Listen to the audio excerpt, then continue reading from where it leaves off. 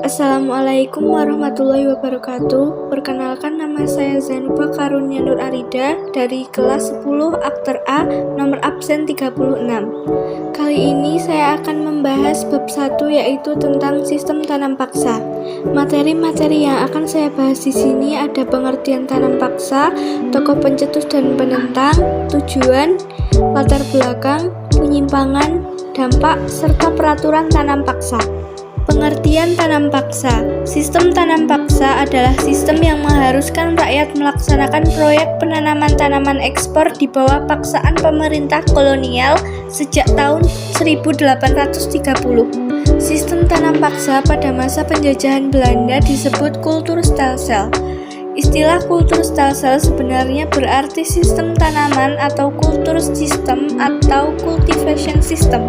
Kulturstelsel sebenarnya berarti kewajiban rakyat Jawa untuk menanam tanaman ekspor yang laku dijual di Eropa. Rakyat pribumi menerjemahkan kulturstelsel dengan sebutan tanam paksa karena pelaksanaannya dilakukan dengan pemaksaan. Pelanggar tanam paksa dikenakan hukuman fisik yang berat. Pencetus sistem tanam paksa adalah Gubernur Johannes van den Bos.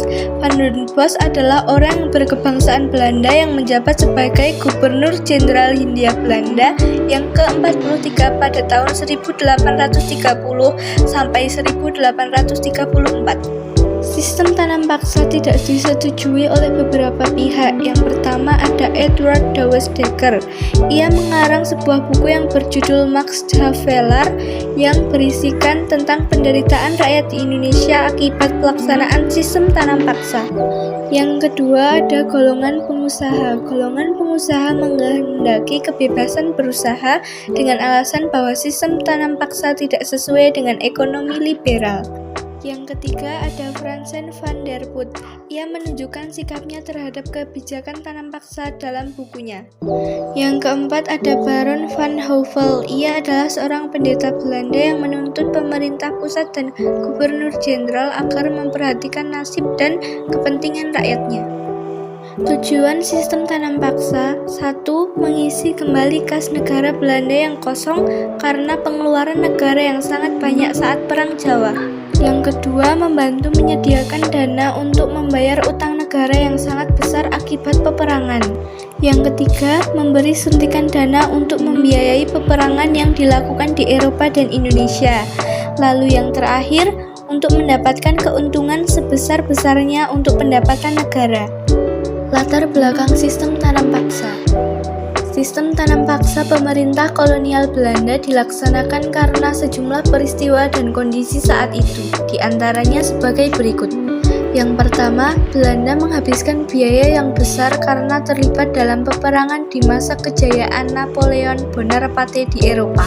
Yang kedua, terjadinya Perang Kemerdekaan Belgia yang diakhiri dengan pemisahan Belgia dari Belanda pada tahun 1830. Yang ketiga, Belanda menghabiskan biaya hingga sekitar 20 juta gulden untuk menghadapi Perang Diponegoro tahun 1825 sampai 1830. Perang Diponegoro adalah perlawanan rakyat jajahan termahal bagi Belanda. Keempat, kas negara Belanda kosong dan utang yang ditanggung Belanda cukup berat. Yang kelima, pemasukan uang dari penanaman kopi tidak banyak. Dan yang keenam adalah kegagalan upaya mempraktekkan gagasan liberal tahun 1816 sampai 1830 dalam mengeksploitasi tanah jajahan agar memberikan keuntungan yang besar bagi negeri induk Belanda. Yang selanjutnya, penyimpangan dalam tanam paksa. 1. Tanah petani yang ditanami komoditas ekspor lebih dari 1/5 bagian. Hal ini agar pejabat residen atau kaum piai mendapatkan bonus dari hasil prosenan tanaman. Yang kedua, tanah yang telah ditanami tanaman wajib dikenakan pajak oleh pejabat residen. Yang ketiga, waktu tanam dari tanaman wajib melebihi ketentuan yang seharusnya kurang dari 66 hari. Yang keempat, petani bertanggung jawab sepenuh atas kerugian akibat gagal panen. Yang terakhir, sisa kelebihan panen dari jumlah pajak tidak dikembalikan kepada petani. Dampak-dampak dari tanam paksa. Yang pertama, memakan waktu. Waktu yang dibutuhkan dalam penggarapan budidaya tanaman ekspor sering mengganggu kegiatan tanam padi. Akibatnya, rakyat lebih fokus pada komoditi yang dipaksa untuk ditanam. Yang kedua, membutuhkan air yang banyak.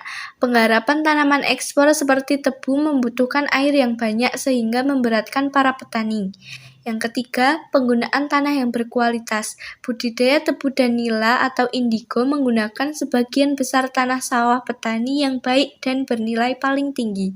Yang keempat, kebutuhan hewan ternak. Pelaksanaan sistem tanam paksa ini melipat gandakan kebutuhan akan hewan ternak petani. Yang kelima, timbul kelaparan. Kegiatan tanam paksa menyebabkan kelaparan dan wabah penyakit di mana-mana. Akan tetapi, sistem tanam paksa juga memiliki dampak positif. Yang pertama, rakyat Indonesia mengenal berbagai teknik menanam jenis-jenis tanaman baru. Lalu meningkatnya jumlah uang yang beredar di pedesaan sehingga memberikan rangsangan bagi tumbuhnya perdagangan. Yang ketiga, munculnya tenaga kerja yang ahli dalam kegiatan non-pertanian yang terkait dengan perkebunan dan pepabrikan di pedesaan. Yang terakhir, penyempurnaan fasilitas yang digunakan dalam proses tanam paksa. Lalu ada peraturan dalam tanam paksa. Yang pertama, persetujuan akan diadakan dengan penduduk agar mereka menyediakan sebagian dari tanahnya untuk penanaman tanaman ekspor yang dapat dijual di pasar Eropa. Yang kedua, tanah pertanian yang disediakan penduduk untuk tujuan tersebut tidak boleh melebihi 1/5 dari tanah pertanian yang dimiliki penduduk desa. Yang ketiga, pekerjaan yang diperlukan untuk menanam tanaman tersebut tidak boleh melebihi pekerjaan untuk menanam tanaman padi. Yang keempat, tanah yang disediakan penduduk tersebut bebas dari pajak tanah. Yang kelima, hasil tanaman diserahkan kepada pemerintah Hindia Belanda. Jika harganya ditaksir melebihi pajak tanah yang harus dibayar rakyat, kelebihan tersebut diberikan kepada pendudukan. Yang keenam, kegagalan panen yang bukan karena kesalahan petani akan menjadi tanggungan pemerintah. Yang ketujuh, bagi yang tidak memiliki tanah akan dipekerjakan pada perkebunan atau pabrik-pabrik milik pemerintah selama 65 hari setiap tahun. Yang kedelapan, pelaksanaan tanam paksa diserahkan kepada pemimpin-pemimpin pribumi. Pegawai-pegawai Eropa bertindak sebagai pengawas secara umum. Ini adalah foto sistem tanam paksa pada masa itu.